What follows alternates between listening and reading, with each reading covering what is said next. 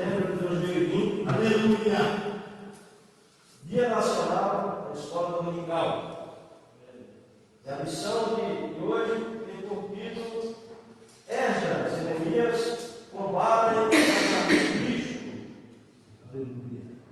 O texto lá diz assim: não vos prendais a um jugo desigual com os infiéis, porque que sociedade tem a justiça com a injustiça? E que comunhão tem a luz com as trevas? Segunda, porém, o capítulo 6, do verso 14. A verdade prática diz: o lar foi instituído por Deus para ser uma bênção, desde que seja observado a orientação divina na sua formação. Amém.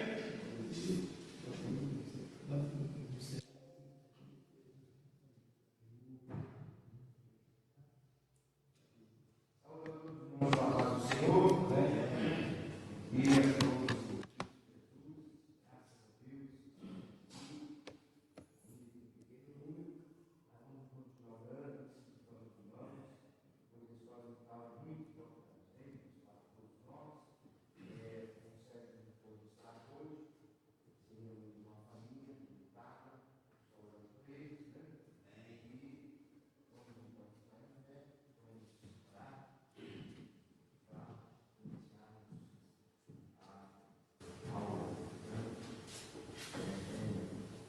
glorioso Deus e Pai, Senhor, por esse dia, essa manhã, na tua casa, feito a tua palavra, fala conosco, nós, Senhor, usa, Senhor, os teus servos, professores, abençoa cada aluno, venha abençoar, Senhor, todos aqueles que estão a caminho, guarda, livre de todo mal, Pai, pedimos a tua bênção, seja conosco, ó Senhor, nós te agradecemos por tudo, pelo conhecimento do amor de Jesus. Amém.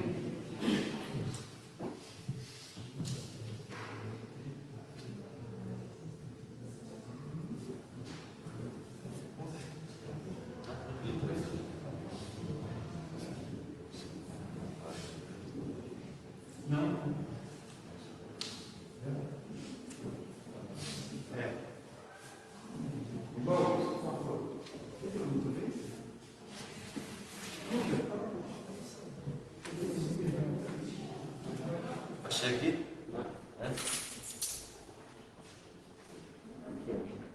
Você quer mudança de tempo hoje? Pode ser, esfriou um pouquinho, né?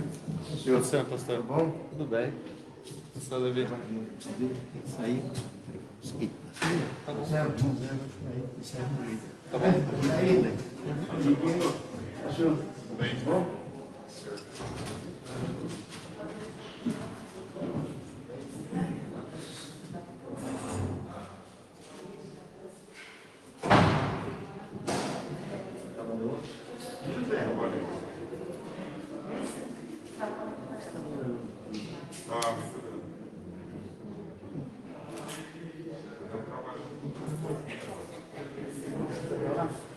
Vamos começar? Até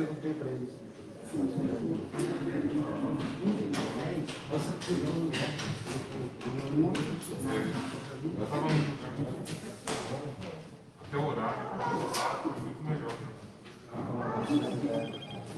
Mas sábado, não, domingo, sábado continua.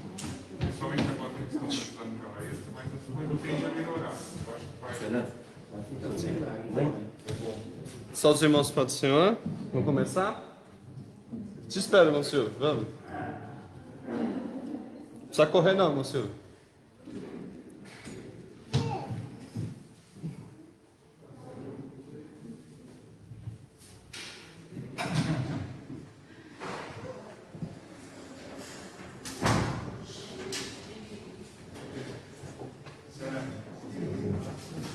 Passaram bem a semana?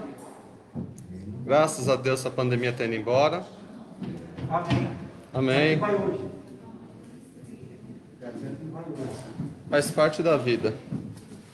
Como falei, já é a 8ª. Tem um culto do Belém que o pastor lista todas elas. E não será a última. Enquanto Jesus não vier, guerras, rumores de guerras, doenças, terremotos, maremotos. Para quem lê a Bíblia, isso não é novidade.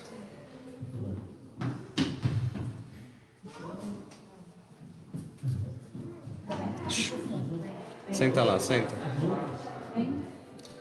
Bom, irmãos, o culto, hoje a aula é uma aula bem específica. É que essa revista ela é uma revista dos jovens e adultos. Então, muitas coisas que eu vou tratar hoje, eu vou pegar em 3 perspectivas. Uma, a igreja. Outra, o relacionamento individual. E a família. Certo? Então, geralmente esse tipo de ensino é dado aos jovens na prenúncia sobre orientações de como a Bíblia cuida e destaca sobre relacionamento misto. Então, Esdras e Neemias combateram o casamento misto e vamos explicar um pouco sobre isso. Então, a ideia, o objetivo geral é salientar que os perigos da união ilícita, apresentar o combate de Esdras e Neemias com casamento misto, o porquê de um judeu não poder casar com uma pagã, destacar a sobrevivência do povo judeu, aconselhar a respeito do casamento cristão, incentivar a esperança em Deus. Nossa sala é um pouco mais madura, nós já somos, da grande maioria, casados, mas mesmo assim temos que aprender porque nós vamos ensinar. Temos jovens a ensinar, então para a gente ensinar, nós temos que ensinar corretamente. Então não é totalmente descartável essa aula, pelo contrário, ela é bem rica e nos ajuda a compreender. Bom, a leitura diária, depois os irmãos verem de novo o vídeo, como eu falei, todos os vídeos estão no site da igreja, é só procurar lá no YouTube. Assembleia de Deus, Vila Nova Cachoeirinha. Tá todos os vídeos lá e aulas. Se entrar no canal, tem as playlists. E uma das playlists é só da escola dominical. A outra é dos cultos transmitidos. Estou devendo, esqueci mesmo de subir o culto de terça e de quinta, mas quando chegar em casa eu já subo. Tá? Então, depois pega essa slide, pausa, faça a leitura da semana. É bem importante, porque fala sobre o casamento, uma instituição divina, onde Deus cria o casamento lá com Adão e Eva. Deus reprova o casamento misto, ele ensinando o seu povo em relação a casamento misto com o povo pagão. Vamos explicar por quê. O que acontece quando desobedece, lá em Juízes. O casamento aprovado por Deus entre um homem e uma mulher, um casamento puro e santo. O amor à base do casamento. E a proteção do lar. Então é uma ótima leitura, depois os irmãos leem em casa. Somente a proteção de lar fala da fase onde os judeus estavam nas 10 pragas, aqui em Êxodo, é a parte das 10 pragas. Na última praga, que é aquela que tinha que selar a porta com sangue.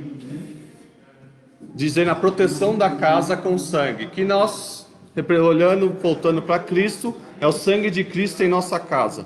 Nossa casa é protegida pelo sangue de Cristo. Então, esse texto é alusão a essa parte. Foi feita a leitura em classe? Não vi. Não, tá. Leitura bíblica em classe. Esdras 9, do 1 ao 4. Acabadas, pois, essas coisas, chegaram-se a mim os príncipes, dizendo: o povo de Israel, os sacerdotes, os levitas, não têm separado do povo destas terras. Aqui está o detalhe. Seguindo as abominações dos cananeus, dos heteus, dos jerezeus, dos jebuseus, dos amonitas, dos moabitas, dos egípcios e dos amorreus. Porque tomaram suas filhas para si e para seus filhos, e assim se misturou a semente santa com os povos dessa terra. E até a mão dos príncipes e magistrado foi a primeira nessa transgressão. Só um segundo.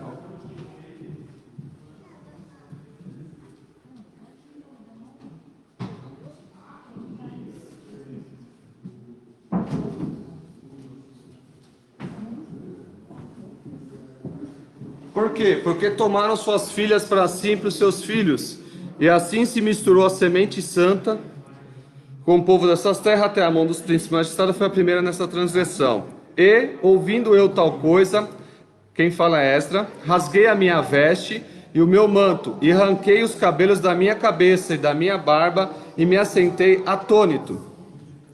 Então se juntaram a mim todos os que tremiam das palavras do Deus de Israel. Lembra na última aula que eu falei? Quando nós vemos a verdadeira palavra, ela nos estremece, ela nos mexe, ela incomoda e ela faz a gente sair do status que a gente está para um status melhor. A palavra, ela tem que ter causa, ela tem que ter efeito. Então toda a palavra genuína, ela causa transformação de vida. E aconteceu quando Esdras começou a ensinar o povo sobre a lei de Israel. A lei de Deus, desculpa. Então, o povo se ajuntou e tremia nas palavras. Por que eles tremiam? Porque eles estavam tão longe das palavras que eles perceberam que eles seriam punidos. Porque a palavra falava, faz isso para não acontecer isso. E eles não sabiam, cresceram dentro da Babilônia, cresceram dentro do cativeiro, acabaram fazendo. E agora eles sabiam que tinha uma consequência. E até entenderam que a própria Babilônia foi uma consequência das palavras do Deus de Israel, por causa das transgressões do cativeiro. Porém, eu me fiquei sentado, atônico, até o sacrifício da tarde. Quando Esdras percebeu o tamanho da lamaçal que estava o povo, eles não sabiam o que fazer. Primeiro ele ensinou, aí o povo começou a confessar. Imagina o pastor nessa situação. Ele prega a palavra e a pessoa vem se confessar aquele pecado terrível. Ele não sabe o que faz. O que eu faço agora, como homem? Qual é a atitude a ser tomada? Neemias também teve o mesmo problema, que estava junto, Esdras e Neemias na mesma época. Vi também naqueles dias judeus que tinham casado com mulheres asdoditas, amonitas e moabitas, povos ao redor. E os seus filhos falavam meio asdonitas e não podiam falar judaico. Os filhos estavam tão misturados que eles falavam outro idioma em vez do judaico. Se não, segundo a língua de cada povo. E contendi com eles. Neemias já foi mais bravo, né? Olha o que ele fez. Eu amaldiçoei e os espanquei. Neemias já é meio colérico. Enquanto Esdras sentou e foi refletir, o Neemias foi pro soco. Com algum deles, ele arranquei os cabelos. Quando eu li isso em casa, eu comecei a rir também. Falei, Neemias é bicho bravo. E fiz jurar por Deus, dizendo, não dareis mais a vossas filhas. Tipo, não darei mais, socando, as vossas filhas, e não tomareis as suas filhas, nem para os vossos filhos, nem para os vossos mesmos. Porventura não pecou nisso Salomão, rei de Israel, não havendo entre muitas nações rei semelhante a ele, e sendo amado de seu Deus, e pondo o Deus rei sobre Israel, e contudo as mulheres estranhas o fizeram pecar. Neemias, e com tudo isso fizemos um firme concerto e o escrevemos, e selaram os nossos príncipes, os nossos levitas, os nossos sacerdotes. Neemias 1. E os que selaram foram Neemias, Tissarta, filho de Acalias, Zedequias. Firmemente aderiram aos seus irmãos, os mais nobres entre eles, e conviveram numa anátema e num juramento, de que andariam na lei de Deus, que foi dada pelo ministério de Moisés, servo de Deus, e do que guardariam e cumpririam todos os mandamentos do Senhor nosso Deus, e os seus juízos e seus estatutos. Eles se posicionaram.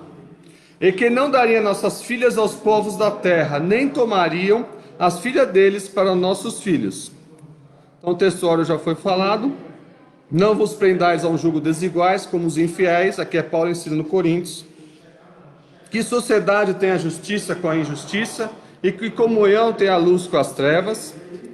O lar foi instituído por Deus para ser uma bênção, desde que seja observada a orientação divina na sua formação.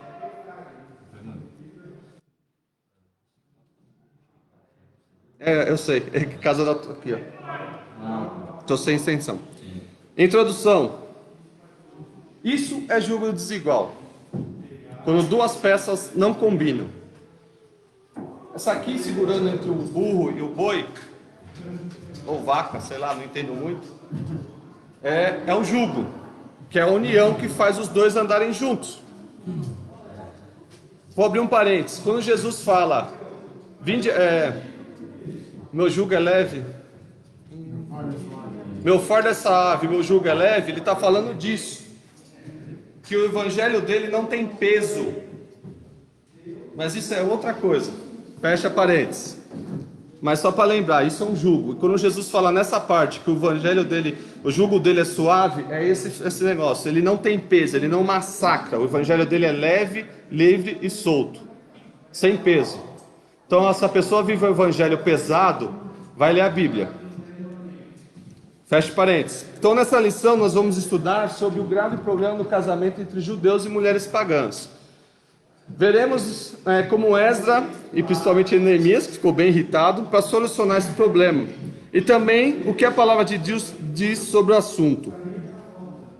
Após a saída do cativeiro, eles voltaram do exílio. Nas últimas lições estudando sobre isso, Sírio liberou Artaxerxes e mais para frente.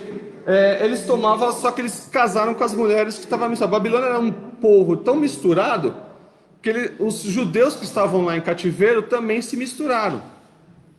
E casaram e tiveram os filhos e acabaram perdendo a sua identidade. Até com Sambalat se envolveram. Sim, eles acabaram perdendo a sua... Foi a lição 9. O povo judeu começou a seguir as abominações dos povos gentílicos. O problema aqui, e eu vou deixar isso bem claro, porque às vezes se ensina a ser errado. O problema aqui não é eles casarem com o povo estranho. É que quando você casa com um povo estranho, você traz os costumes estranhos para dentro. Então Deus criou um modo de eles evitarem que aqueles costumes estranhos entrassem na sua nação. Ele não está criando uma xenofobia, nem um tipo de raça pura que nem os nazistas falavam que é os arianos, raça perfeita. Não é isso. Deus sempre considerou o casamento uma ligação com a vida espiritual. No entanto, quando ele fala com o seu povo, ele fala assim: vocês me traíram. Eu sou marido traído de mulher adúltera. O povo era representado com uma mulher adulta, com uma prostituta, porque ela estava adorando a Deus e ao mesmo tempo ela estava adorando a Baal e a Zera. Teve o caso do profeta que casou com a prostituta para mostrar isso. Então, toda vez que Deus mostrava para o povo em relação a um adultério, em relação a um casamento impuro, ele relacionava a isso. A relação entre o homem e Deus. A idolatria.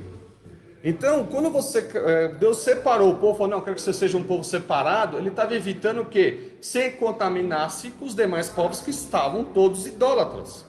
Povos terríveis, que eram bárbaros, povos que matavam, povos que sacrificavam suas crianças em favor de uma boa safra, povos que se prostituíam em Azera. Então assim, se você estudar os deuses em voltas, eram terríveis.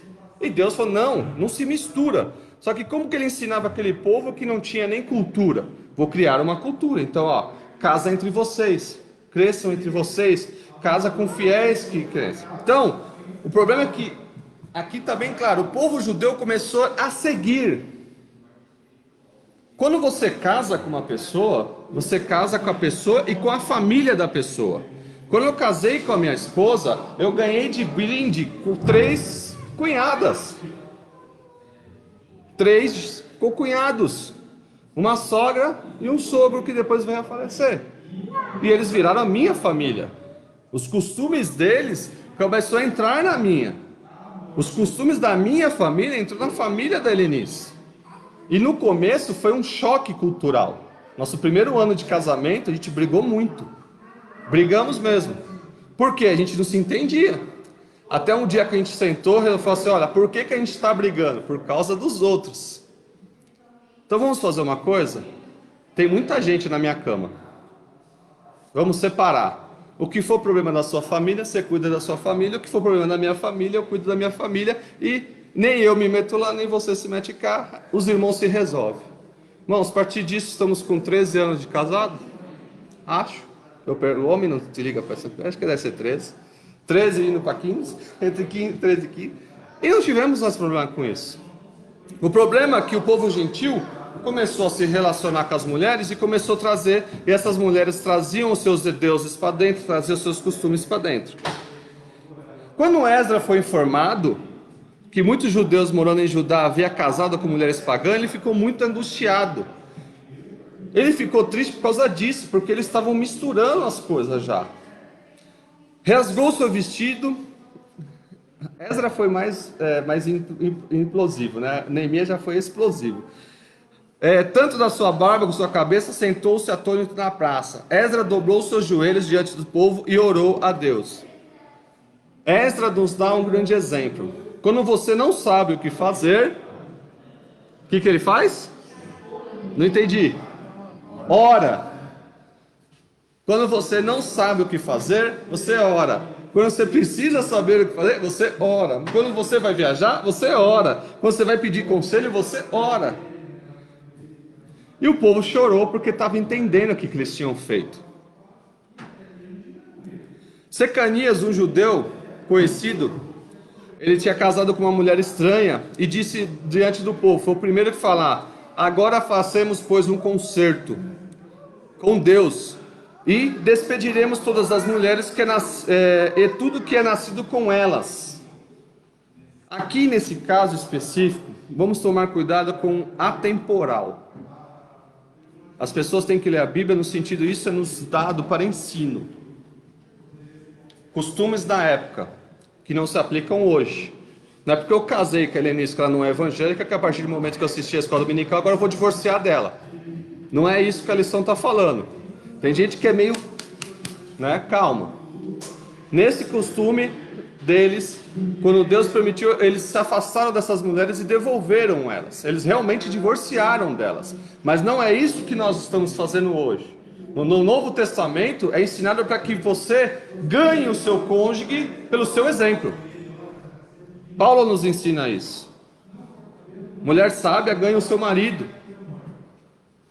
que mesmo que não seja dedicado. Se você achar esse versículo, me ajuda.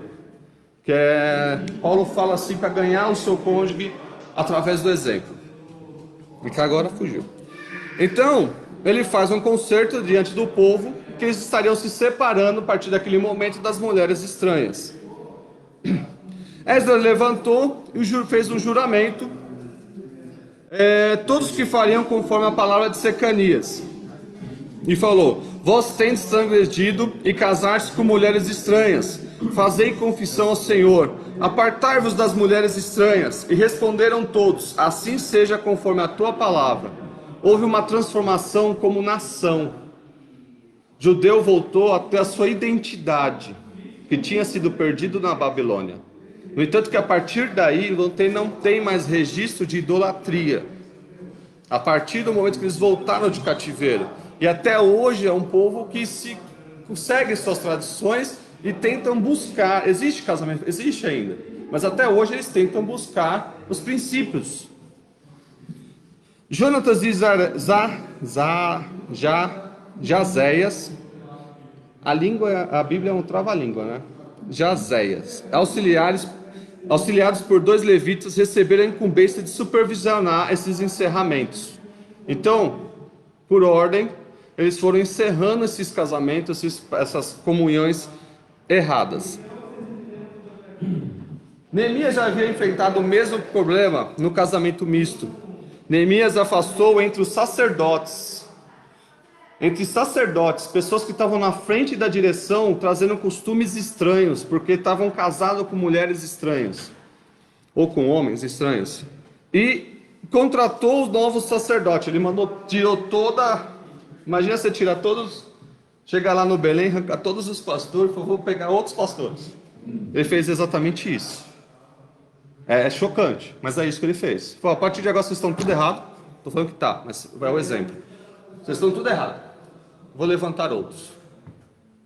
Ele fez isso, ele renovou todo o clérito sacerdotal do templo. E contratou novos sacerdotes e levitas, todos os músicos, preencher os cargos vagos. Um dos netos do sumo sacerdote, Eliasabe, era genro de Sambalate, né? Estudamos Então tinha problema, tinha mistura. E foi afastado por Neemias. Autoridade, ele já falou: não, esquece. Afastado do seu cargo, porque você não tem a sua integridade. Então Esdra combateu o perigo da união mista com contundência. Quando nós falamos julgo desigual, não estou falando branco contra negro. Não estou falando de racismo. Não vou misturar minha etnia, então só vou casar com branco. Não. Ah, ou o inverso agora, que é o racismo inverso. Eu não vou casar com branco porque eu não quero tirar a minha etnia africana, que é o palmitar que eles chamam. Não vou palmitar. Ah, eu não vou casar com nordestino. Ah, não vou casar. Não, não é isso que a Bíblia está falando. Pessoas usam um pedaço da Bíblia para justificar seus próprios preconceitos. A Bíblia não está falando disso. A Bíblia está falando de pessoas que não estão espiritualmente conectados no mesmo Deus que você. Julgo desigual no Novo Testamento é literalmente a pessoa que não segue a Jesus Cristo. É proibido casar? Não, a Bíblia não fala que isso é proibido. Mas terá problemas. A Bíblia ensina bem claro que você terá problemas. Então o julgo desigual não é ético, não é étnico, não é xenófobo, não é isso. Não é uma eugenia, essa palavra que eu queria, uma eugenia, uma raça pura, não é isso. É uma eugenia espiritual. E somente espiritual. Se qualquer um trazer disso para, eu não vou mais casar porque ele é branco, porque ele é negro, porque ele é japonês, porque ele é oriental, porque isso não tem nada a ver com a Bíblia. Isso é só uma pessoa preconceituosa que não entendeu o princípio do Evangelho e principalmente não leu Tiago, que fala não fazeis acepções de pessoas. Não leu a Bíblia. Na história de Israel houve vários exemplos, puxando dois. O rei Salomão, um dos homens mais inteligentes que existiu. Se hoje ele estivesse vivo, seria o cientista mais brilhante, ou a pessoa que mais publicou artigos, porque ele era um gênio. Que Deus assim o fez ele ter sabedoria. Mesmo assim, ele caiu. Ele contaminou-se com as mulheres pagãs. Ocorreu divisão no seu reino. Olha a consequência. O seu reino foi dividido pelo Jeroboão, que, como sempre enfatizo, por burrice.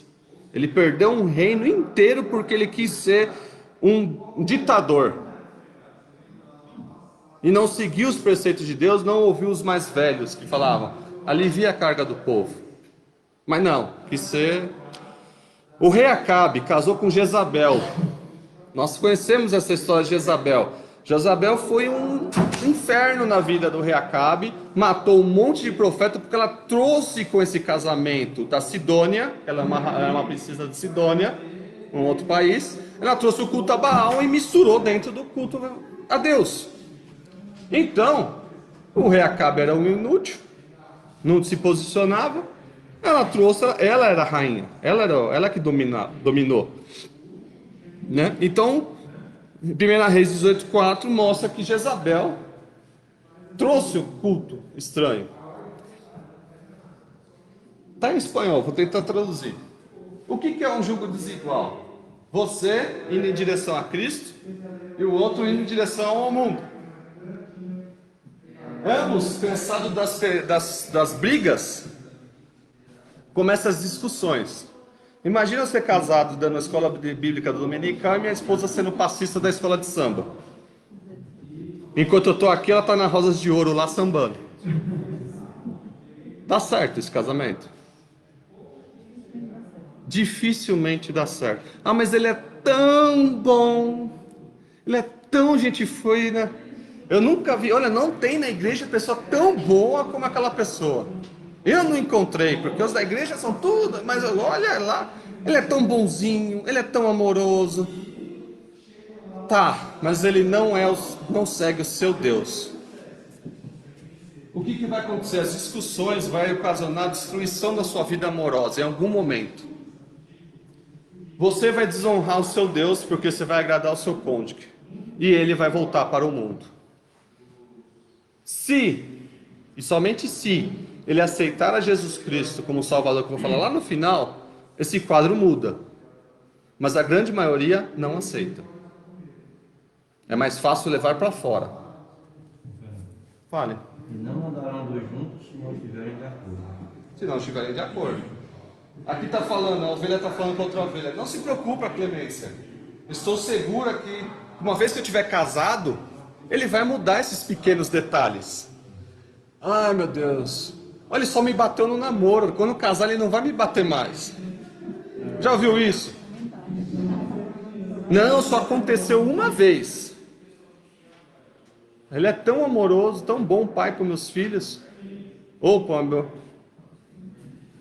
E a amiga tentando, a outra ovelha falou assim, não tá dando certo, você está casando com um lobo. Não, esses pequenos detalhes a gente corrige no casamento. Mas ele é muito bem, ele é muito bom. Né? Justifica a ausência da espiritualidade através de um comportamento aparentemente bom. O inferno vai estar cheio de gente boa. Muitas pessoas fantásticas vai estar no inferno. Porque o critério para a salvação não é ser bom, é aceitar a Cristo como aceitar a Jesus Cristo e ser transformado. Bom você pode ser no momento, ser transformado é a vida inteira. Deus proibiu a união mista entre os judeus porque a consequência dessa prática é nefasta, conforme a história de Israel mostra. A consequência era idolatria. A consequência é idolatria e afastamento de Deus. Porque não começa mais a ter o foco centrado somente em Deus. Existem judeus até hoje, porque embora espalhados por quase todo o mundo, eles não se misturam com os povos. E eles seguem essa tradição, o povo judeu, até hoje. E eles já foram muito perseguidos. Eles já foram espalhados pelo mundo. Os romanos atacaram ele. Várias revoltas aconteceram. Os europeus desceram com 9 cruzadas para tentar tomar a cidade santa. Fernando, há pouco tempo tinha uma família ali perto de casa e o pai escolheu a pessoa para ser casada. Judeu? Sim, costume deles. Os nazistas mataram 1,3 milhões de judeus. 1,3 milhões é equivalente ao bairro de da Cachoeirinha aqui. Inteiro, imagina um bairro inteiro morto. É muita gente. Agora, se deu certo, sim. A preservação do povo judeu é considerada um milagre. Então, Jesus Cristo veio ao mundo. Deus deu a maior bênção para nós. Foi o sentido espiritual e o sentido material. No sentido espiritual, a maior bênção é Jesus Cristo. Ele veio ao mundo para nos salvar, para que nós possamos ser salvos por Ele. No sentido material, a maior bênção que Deus dá ao ser humano é o casamento. Deus criou. Por que a família é tão atacada? Os irmãos já pararam para pensar? Por que a família é tão atacada? Por que principalmente movimentos ideológicos muito específicos, por um lado, né, ataca só família? Quer pegar nossas crianças com pornografia e sexualização infantil? Quer pegar nossos jovens falando que a droga não tem problema? Ah, é só uma curtição, não tem problema. Vai falar não tem problema para meus tios que estão tentando tirar o meu primo do crack. Fala isso para eles agora. Vê se a cabeça deles é o mesmo quando fumava maconha. Ah, que bonitinho, tá fumando maconha. Muito difícil. Agora vai tirar ele do crack. Muito difícil. Muito difícil. E ainda vai piorar mais. Nós temos que blindar nossas casas e selar as nossas casas. E como você vai fazer isso se você é só uma parte da casa? Você fala, não, não pode. A Bíblia condena isso. O outro fala assim, não, isso é muito...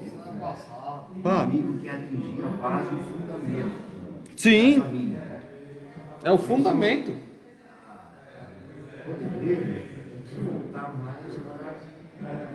Casal, amigo.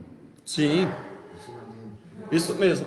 As igrejas neopentecostais, nós demos uma desviada de 80 e 90 e focamos muito em bens materiais. Todas as igrejas.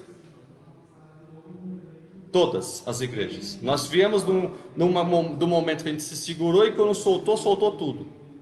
Não, temos que voltar realmente, como o pastor falou, ao ensino da palavra voltado à família. Resoluções de problemas domésticos. E sem tabu. Vamos falar sobre homossexualismos, vamos falar sobre pedofilia, vamos falar sobre sexualização infantil, vamos falar sobre violência doméstica. Aquele negócio acabar, vai orar, não é só isso. Vamos resolver. A igreja tem esse papel de orientar, ensinar as nossas jovens, ensinar os nossos jovens que o casamento não é violência, o casamento não é submissão no sentido agressivo de sadomasoquista. Não é isso, como 50 tons de cinza, livro famoso, vende milhões, onde uma mulher é submissa ao homem. Para mim aquilo é agressão doméstica. É porque é um rico batendo. Se fosse pobre era agressão doméstica, era Maria da Penha. Mas não, temos que falar. Incomoda? Incomoda, porque sai fora do nosso status de mensagens de púlpito. Mas temos que pregar o evangelho verdadeiro, a verdade liberta. Muita gente toma a Santa Ceia, chega em casa e bate na esposa. Mas que evangelho é esse? Muita gente acha que uma criança dançar um funk é bonito. E é normal uma criança com 12 anos ter filho. Então o mundo acaba normalizando o pecado e trazendo esse misticismo cultural para dentro, e essa abominação vai entrando dentro da nossa família, desestruturando a família, que consequentemente, como o pastor falou, afeta a nossa igreja. Aí pega uma igreja misturada.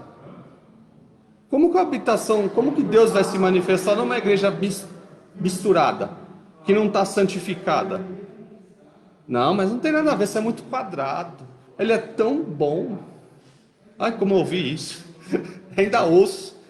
Ó, dá 10-0 nos irmãos da igreja. É só que os irmãos da igreja vão para o céu e ele vai para o inferno. Se ele não aceitar Jesus Cristo, conforme diz a palavra, ele vai para o inferno. Com toda a bondade dele. Olha.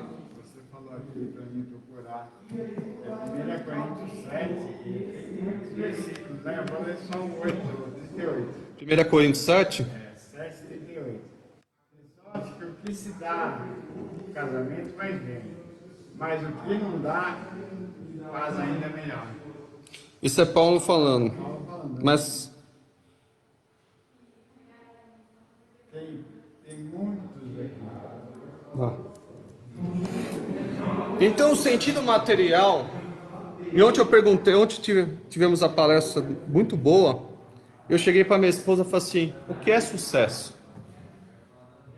O que é sucesso? O que é sucesso? O mundo fala uma coisa de sucesso. O que é sucesso? Irmãos, é uma reflexão boa. Eu estou lendo um livro com ela está meio obrigada a ler, porque eu estou querendo que ela leia aquele livro, que é A Hora de Amar Seu Filho. Esse livro aqui. Ele tem bases cristãs. Eu recomendo muito vocês lerem esse livro.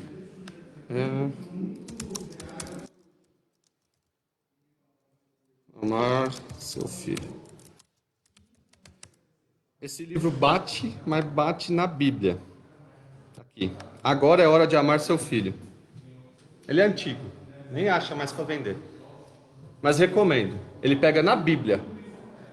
Atenção aos filhos, atenção à esposa, atenção ao que entra dentro da sua casa. Ele só pega a Bíblia e comenta. E lá ensina que o maior sucesso, e a Bíblia nos ensina, é a nossa família na casa de Deus. O maior sucesso não é carro, casa, não é nem saúde. É a minha família, é meu pai, minha mãe, meus irmãos, meus sobrinhos, minhas filhas, louvando ao Senhor, crescendo. Como o salmista fala, é melhor estar um dia na casa do Senhor do que 1000 anos fora. E é exatamente nesse ponto onde o inimigo quer pegar. Ele quer deixar você 1000 anos fora. Então, você é livre para casar com quem você quiser. Mas Paulo recomenda, contanto que seja no Senhor.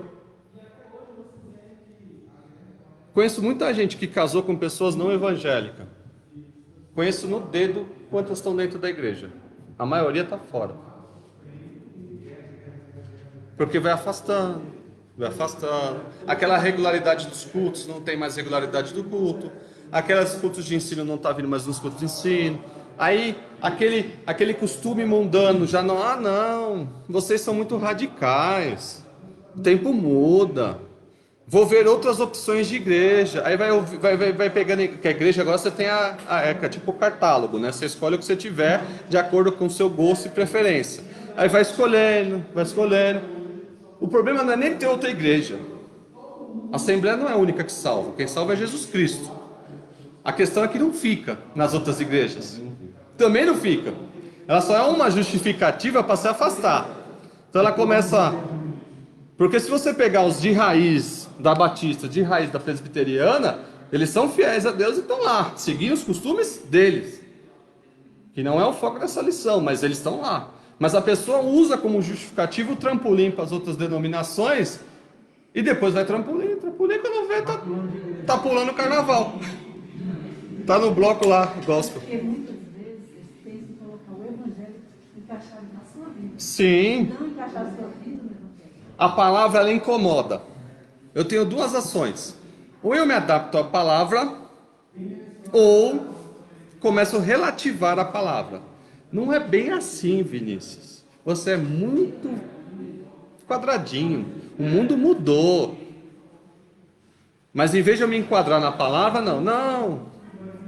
A palavra foi escrita por homens. Não é bem assim. Não é atemporal. O versículo não é desse sentido. Aí começa a dar aquelas distorções na palavra, junta versículo, texto fora de contexto, que gera pretexto, e vai levando a pessoa para uma justificar a vida. Então ela adapta a palavra à vida dela, não a vida dela à palavra.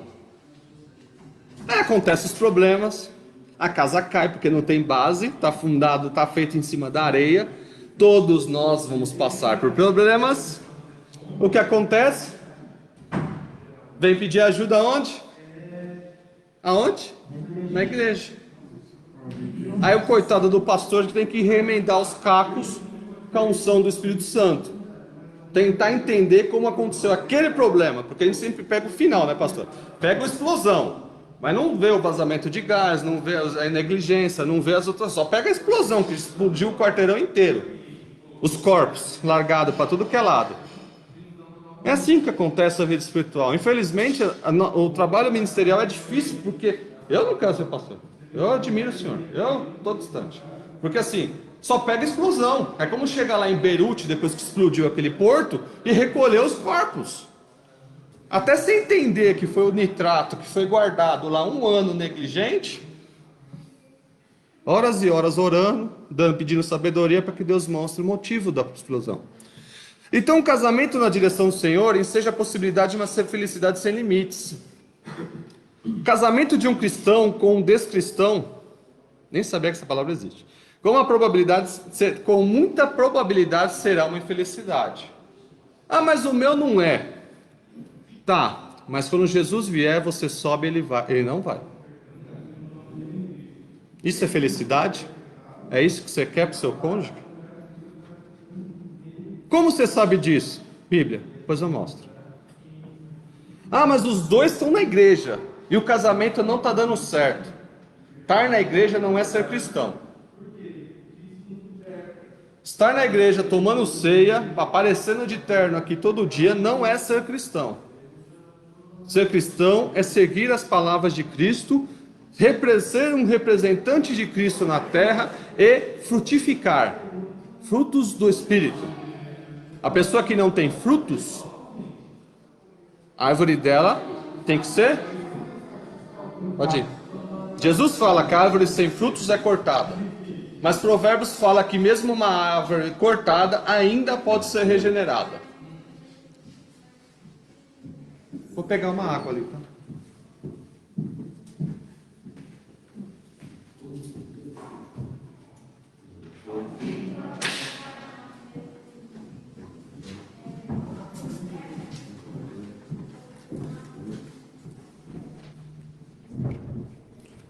Então, quando Jesus faz parte do seu casamento, é outra coisa.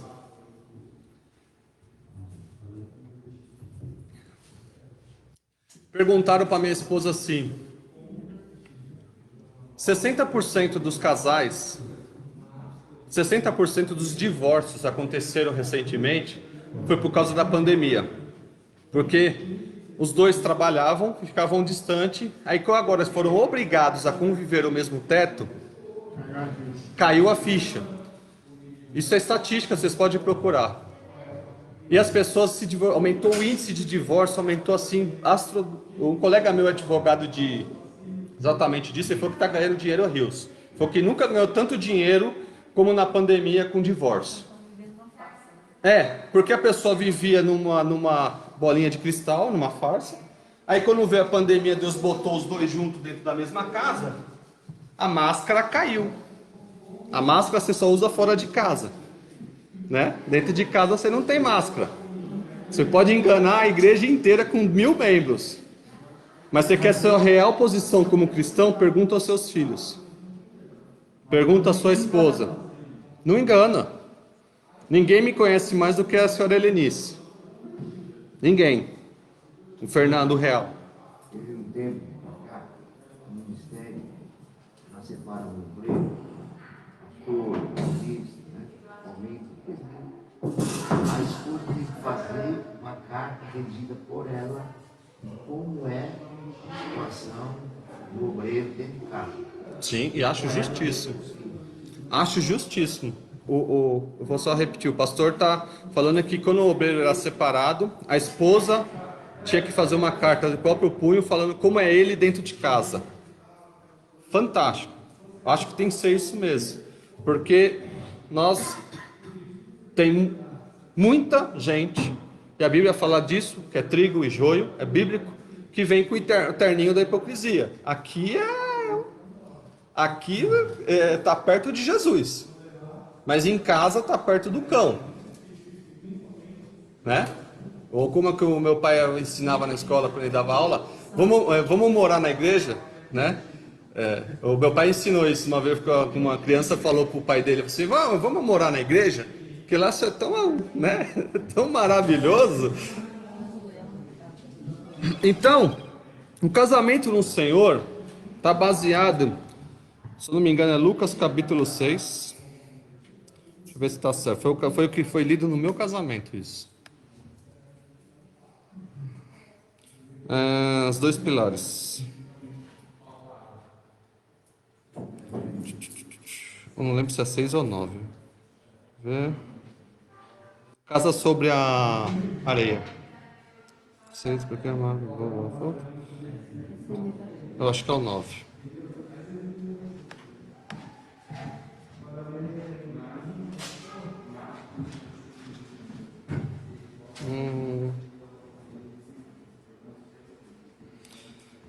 Às vezes o Google me ajuda. Casa sobre a areia.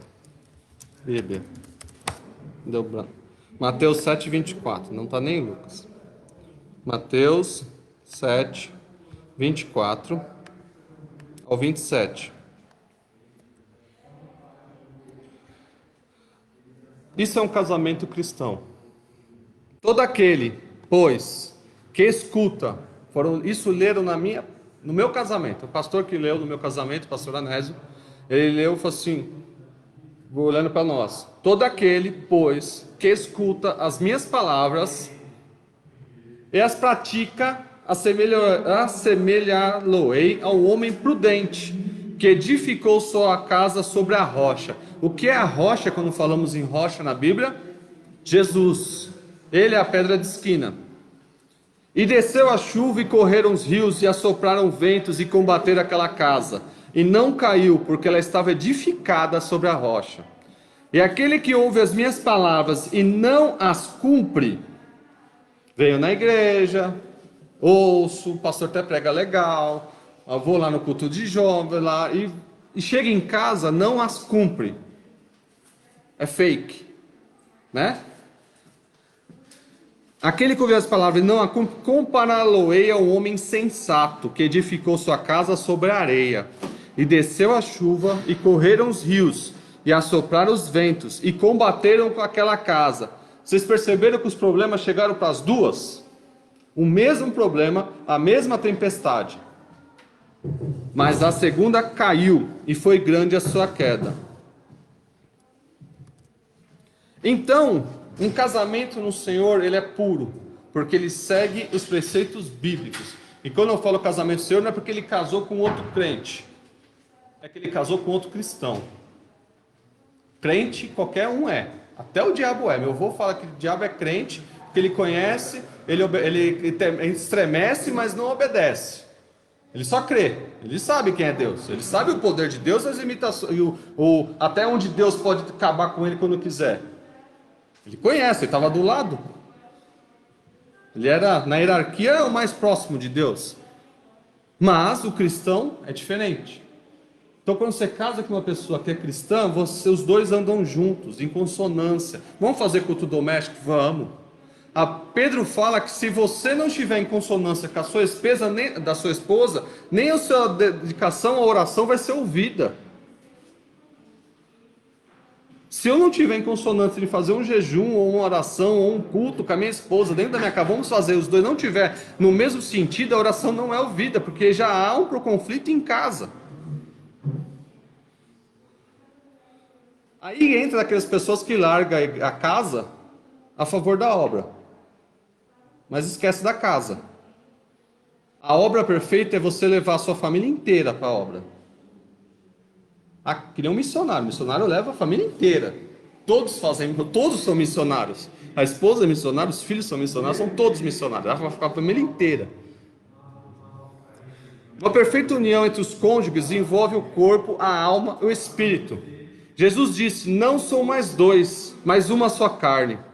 Casando-se o cristão com o que não é, pode naturalmente obter união de corpo. Você pode casar com uma pessoa que não é cristã? Pode. Você vai ter até união de corpo. Pode ser fiel até a morte, viver lá. Mas, em parte, você vai ser incompleto. Porque é impossível que haja união de espírito. Imagina a briga. Casar com uma pessoa que pratica feitiçaria e você é cristão.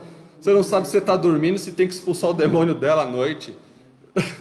Já imaginou a situação? Você não sabe se ela está roncando, se ela está recebendo o guia. Mas eu fico imaginando essas coisas. A pessoa tá roncando, você vai sendo expulso ou espero? Por quê? Está conflitando duas coisas totalmente opostas. Pois enquanto um pertence ao reino de Deus, o outro é do reino das trevas. Isso nós lemos em 2 Coríntios 6,14. Vamos lá? 2 Coríntios 6,14. Não vos prendais a um jugo desigual com os infiéis, porque que a sociedade tem a justiça com a injustiça, e a comunhão tem a luz com as trevas. Aqui Paulo ensina que enquanto um está na luz, outro está nas trevas. O casamento é uma união total entre um homem e uma mulher, sendo uma só carne, sendo um só corpo, e precisa ser um só espírito. Então, para finalizar, o casamento misto é onde a palavra de Deus é muito clara nesse apelo. A pessoa que não achou ainda, isso aqui é mais para jovens, ou está esperando, né? Não achou ainda, espere em Deus. Deus tem o melhor para cada um de nós. Deus, se aquela pessoa vai ser o seu esposo, então ora para que ele seja salvo primeiro. Genuinamente salvo. Ué, não foi Deus que então escolheu aquela pessoa para estar ao seu lado? Então fala: Deus, então completa a obra, só irei casar com ele quando ele for, ou ela, quando ele for salvo. Se ele realmente for salvo, casa. Já está dentro da palavra. Então, o seu desejo de ter um lar, experimentar riqueza, amor, um companheiro, uma companheira é natural. E às vezes, já aconteceu até mesmo na igreja, a gente teve fases aqui que só tinha homem. E as mulheres sumiram. As servas do Senhor sumiram. A gente só olhava os colegas. O que a gente fazia? Vamos visitar as outras igrejas. É o Tinder evangélico. Tinder evangélico é fazer culto em outra igreja. Eu mesmo fui procurar na Lapa. Setor Lapa, Jardim Primavera. Né? Como o Rafael foi buscar em Perus, o William foi buscar, cada um foi buscar num setor. Do nosso Tinder da época, né? E teve uma época aqui que só teve mulher. As irmãs do círculo de oração, vocês lembram disso? Fizeram campanha para Jesus mandar homem. E trouxe, saiu uma sequência de casamento. Era a época do Alexandre, né, Alexandre? Saiu uma sequência de casamento. Mas assim, um atrás do outro. A gente nunca comeu tanto bolo num ano. Então, assim, o Senhor responde às nossas orações. Tem gente que entra e fica um pouco desesperado. Ah, minha filha está fazendo 30 anos, não achou ninguém. Tá, mas o preparado de Deus está em processo. E se ela casar com 40? É Deus que escolhe. E se for com 50? E se for com... Deus conhece cada um de nós, as nossas necessidades. Deus ouve a oração, e quando Eliezer orou pedindo que Deus mostrasse quem seria a noiva de Isaac, recebeu uma gloriosa resposta. Eu, quando achei Helenice, e Deus já me dizia que era ela, mesmo assim eu fiz prova de Deus. Eu falei assim, a minha mãe tem que gostar dela. Por que isso? Porque eu não quero problema entre minha mãe e a minha esposa. Eu vi isso diversas vezes. Então, assim, o maior sinal que meu casamento é de Deus, eu quero que a minha mãe goste da minha esposa. Que não seja uma adversária dela, mas seja uma filha. Ah, para que eu fui orar isso? Agora fica as duas contra mim. Entendeu? Orei, aceitou, agora eu falei assim, não era para tanto. Agora ela adotou, já fica as duas brigando comigo, eu sou filho das duas. Mas por quê? Temos que orar e pedir confirmação.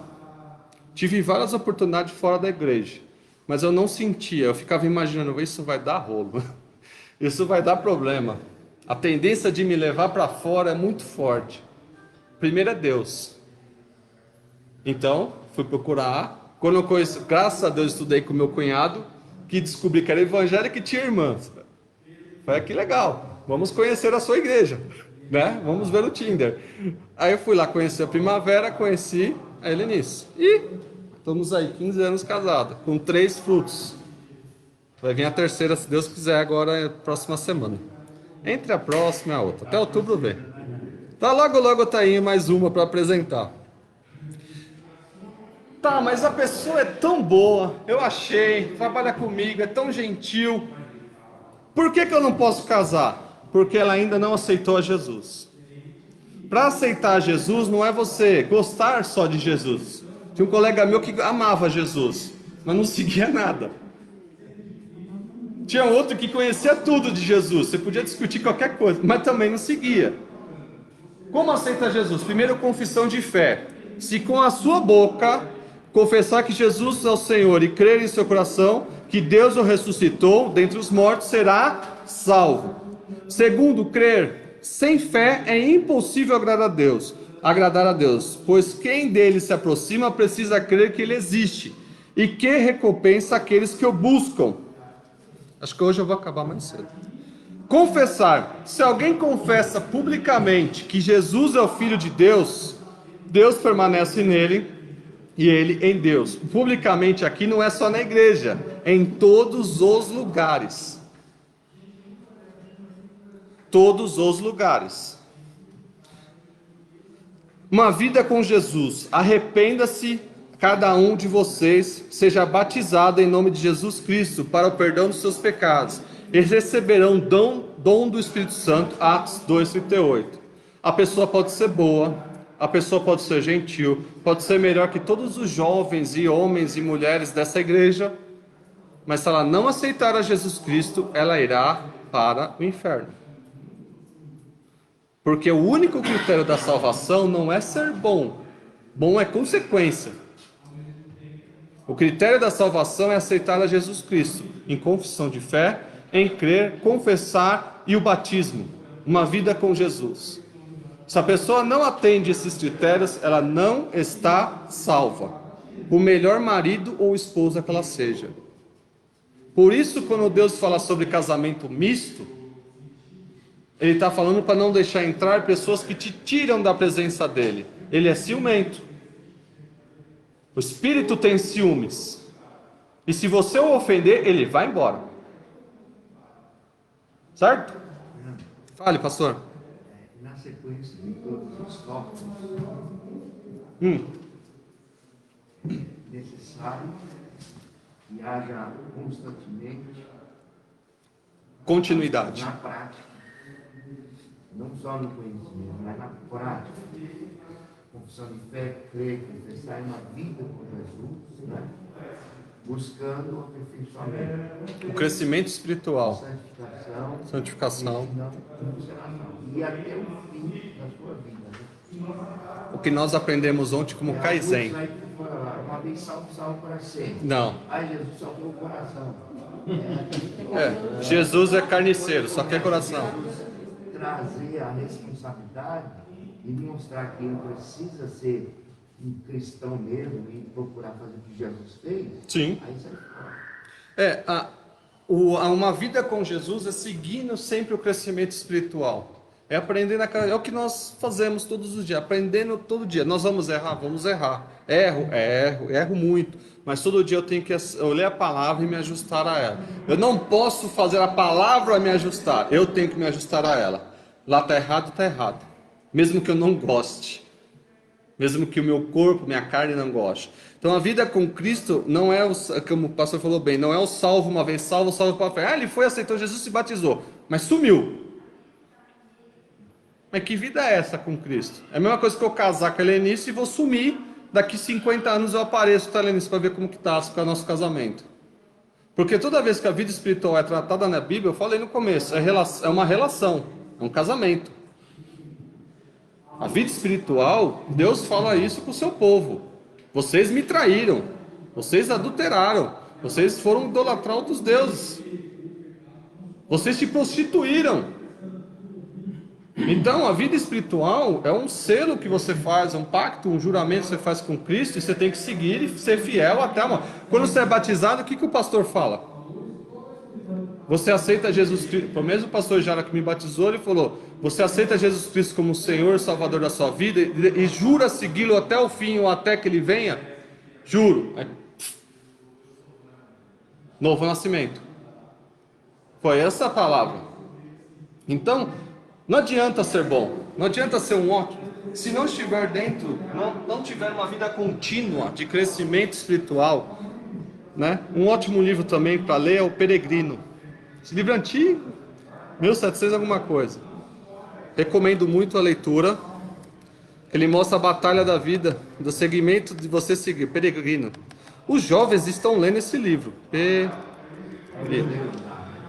Os jovens, eu fiquei surpreso que eles estavam. O Lucas me chamou.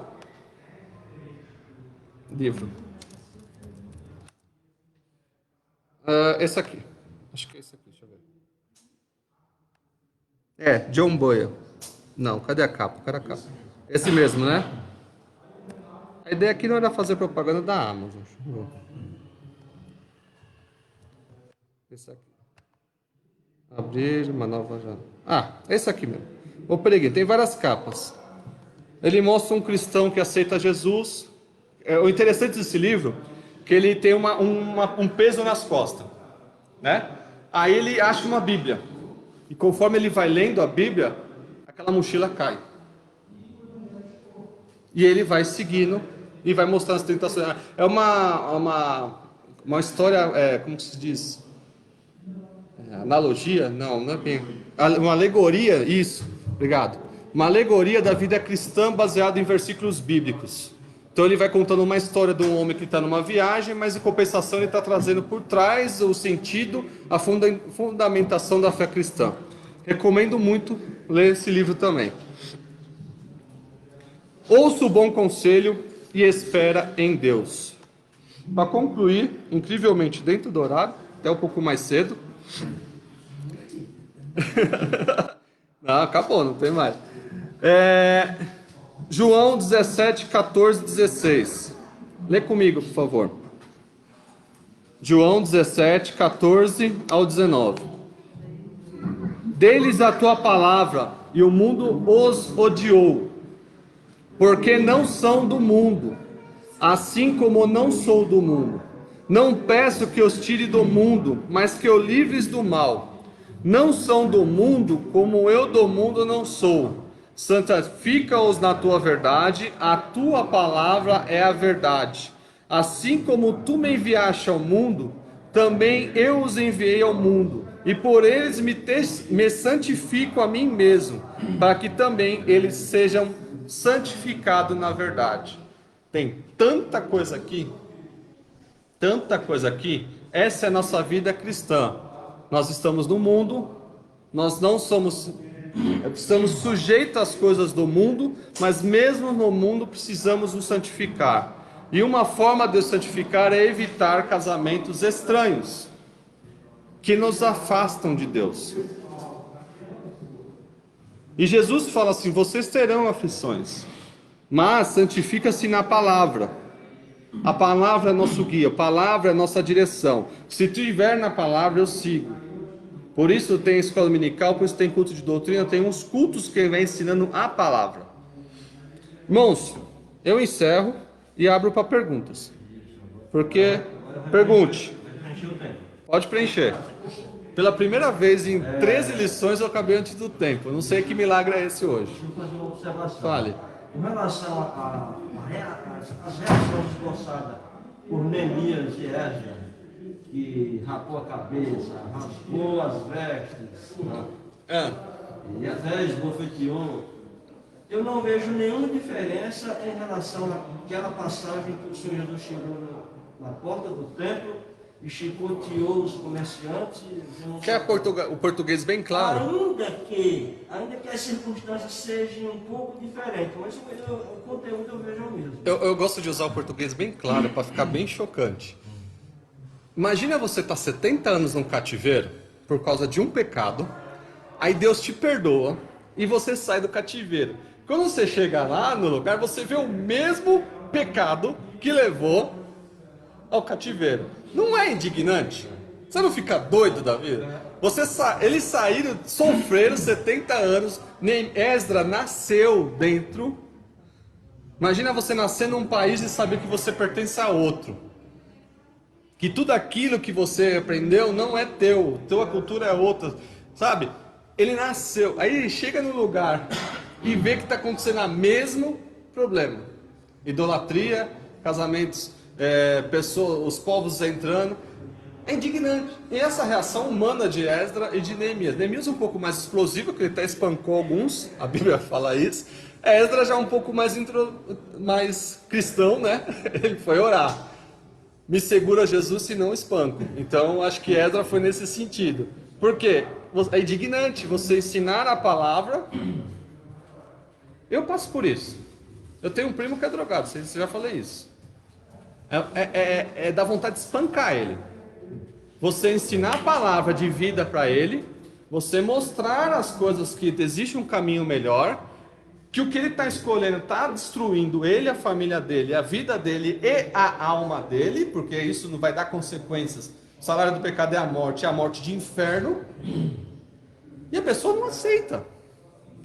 Mas a Bíblia mesmo nos ensina que é onde vai a nossa educação, que não é nem por força nem por violência, e sim pelo Espírito do Senhor. Então, como ser humano, você quer abrir a cabeça e enfiar a Bíblia lá dentro. Acorda, liberta, se liberta. O pior escravo é aquele que não sabe que é escravo. Sabe? É o pior escravo. Ele não sabe que ele é escravo. Ele não percebe que é escravo.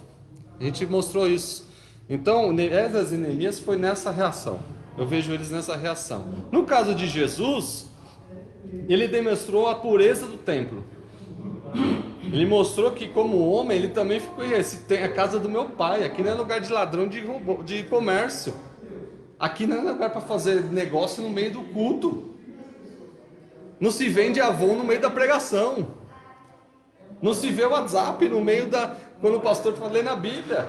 É nesse sentido, né? Falaram ontem. Então, essa indignação, falou, não, aqui é um lugar santo. Mas mesmo Jesus fazendo isso, ele não pecou. A Bíblia nos ensina, irai, mas não pecai. É difícil. É difícil. Eu com sangue italiano, é difícil. Ainda tem um tempinho? Tem, pergunte. Eu sublinhei aqui o texto. Irmãos também, se tiverem, pode perguntar, tá? Tenho incrível 15 minutos. 30, né?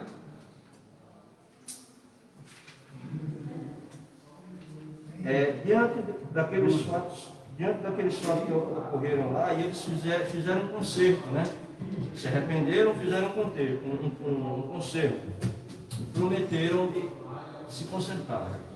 Só que Neemias, ou melhor, Esdras, colocou espias, supervisor para ver se realmente iam cumprir com a sua palavra. Sim.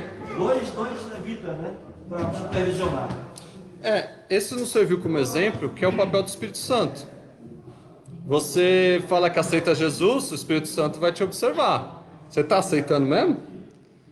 Eu tenho morada aí? Ou como bem falado pelo...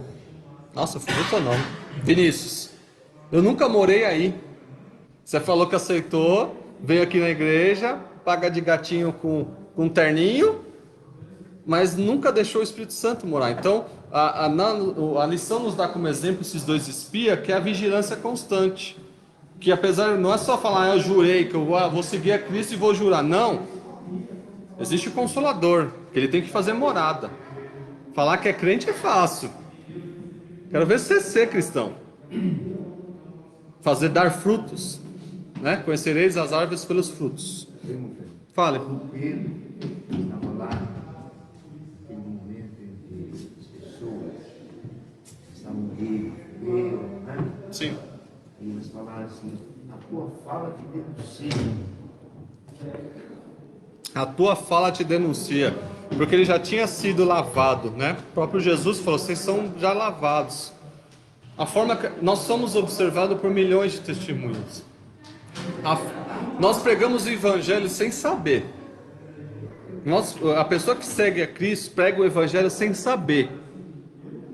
Uma vez uma menina chegou para mim no colegial e falou assim, obrigado por aquelas palavras. Não tem nem ideia que eu falei para ela. E até hoje eu não tenho ideia que eu falei para ela. Mas ela veio agradecer. Por quê? Quem né, segue. Agora aquele que quer só falar, quer fazer, porque virou moda ser crente. Somente que a gente está tão polarizado, nós temos direita e esquerda. Todos os crentes foram para a direita, né? Então tem gente que não segue, não cumpre, mas para falar que é de direita, vai. Então está meio polarizado. Então é status. Mas o verdadeiro evangelho ele é vivido. É mais vivido do que falado, né? Que nem foi falado ontem também. Falar, todo mundo fala. Agora, se destacar na multidão, só um cristão. Você fala diferente. Ô Pedro, você é discípulo dele, porque você fala diferente. Eu te vi com eles. Então, esses espias, nesse caso, foi nesse sentido. Mais perguntas? Para encerrar? Fale, pastor. Na lição que eu falo sobre casamento, eu tive uma experiência com muitas pessoas lá em Manaus, lá, eles viviam 10, 15 anos juntos, já tinham filhos. Sim. E eles não podiam participar de toda a mesa de Deus, Santa Ceia. Porque não tinha união concretizada. Então, eu tive a experiência de fazer casamentos mutirão, comunitário, né? 5, 10 casais. E aí, eles procuravam, a igreja ajudava, nós fazíamos todo o trabalho, e eles se casavam, e era uma vez. Eu estive pensando, todo mundo falava ali, também veio confirmar, que nós precisamos fazer palestras. Sim. Porque às vezes no clube de doutrina não dá, às vezes numa pregação não dá. E a palestra, ela envolve um tema. Um tema específico, um grupo específico. Né? Por exemplo, na família, quando uma palestra, o irmão vai fazer uma palestra sobre namoro, convívio, Sim. sobre noivado, sobre casamento. Eu acho que é muito importante. Sim. E outros temas que a gente pode, né? Temos aí uma escola, pode vir fazer, né? Uma depressão, outras coisas. Sim, isso é louvável, pastor. Se eu puder implantar isso, olha. Uma vez uma palestra, né? todo o ensino da palavra ele é gratificante e esses temas precisam ser discutidos. Eu acho que não precisa buscar de fora tanto. Não. Ontem mesmo eu estava falando com o Lucas, o professor ali, que uma das coisas que a gente queria fazer com os jovens é debate. Pegar um tema polêmico, por exemplo, o aborto. Debate. Um coloca um contra, um a favor. Discutem. Falta essa discussão. Por que eu sou contra? Entendeu? Não é que vai ser a favor, é que discutir. Você tem que discutir para entender qual que é a resolução bíblica para essa discussão. Então, o casamento e família, concordo. Até recomendo muito, pastor, que uma das coisas que quando eu casei eu senti falta. Eu entrei num casamento sem saber o que era um casamento. Eu entrei num casamento. Meu pai me orientou a como proceder nas noites de núpcias, como proceder como um marido. Minha mãe me procedeu como ser um bom marido.